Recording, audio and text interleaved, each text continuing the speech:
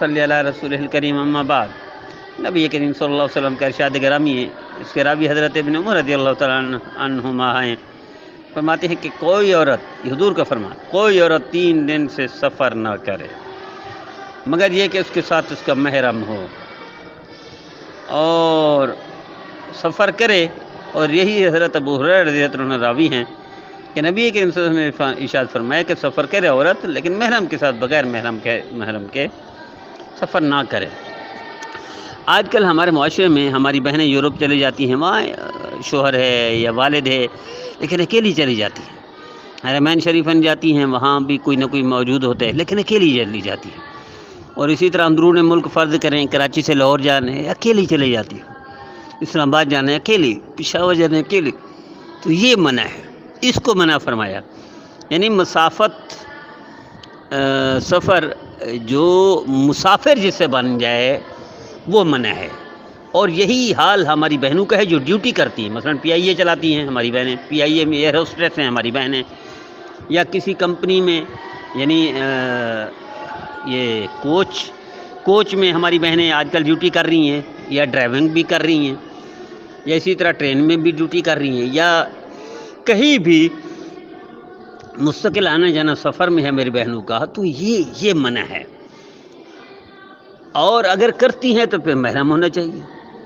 اسی طرح ہماری بہنیں ڈیوٹی کرتی ہیں، مثلا سعودی عرب میں جا کر ڈاکٹر ہیں میری بہنیں، وہاں اکیلی چلی جاتی ہیں، انجینئر ہیں اکیلی چلی جاتی ہیں، سافٹ ویئر وغیرہ وغیرہ،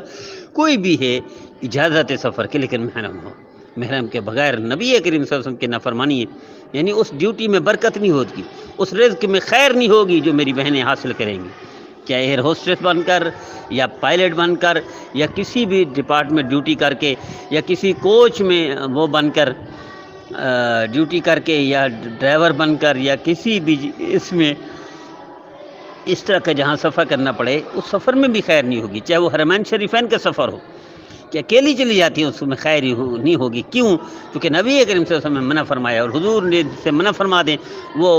کام میری بہنیں کریں گی تو اس میں برکت نہیں ہوگی، خیر نہیں ہوگی، اچھائی نہیں ہوگی، بھلائی نہیں ہوگی، اچھا نتیجہ نہیں نکلے گا۔ تو میں یہ درخواست کرتا ہوں میری بہنیں، میرے بھائی بھی توجہ دیں کہ ہماری بہنیں، ہماری بیٹیاں وہ سفر اکیلے نہ کریں، بیٹا ہو، بھائی ہو، والد ہو، یا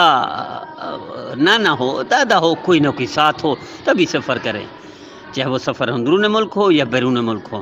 سفر ڈیوٹی کا ہو یا کاروبار کا ہو، یا عبادت کا ہو یا تبلیغ کا ہو، محرم ہونا چاہیے، وگرنہ اللہ کے رسول کی نافرمانی ہے، اور اس کام میں کوئی برکت خیر نہیں ہوگی جو نافرمانی پر مبنی ہو۔ مجھے امید ہے میری بہنیں اس بات پر، اس حدیث کی طرف توجہ دیں گی، خود بھی عمل کریں گی میری بہنیں،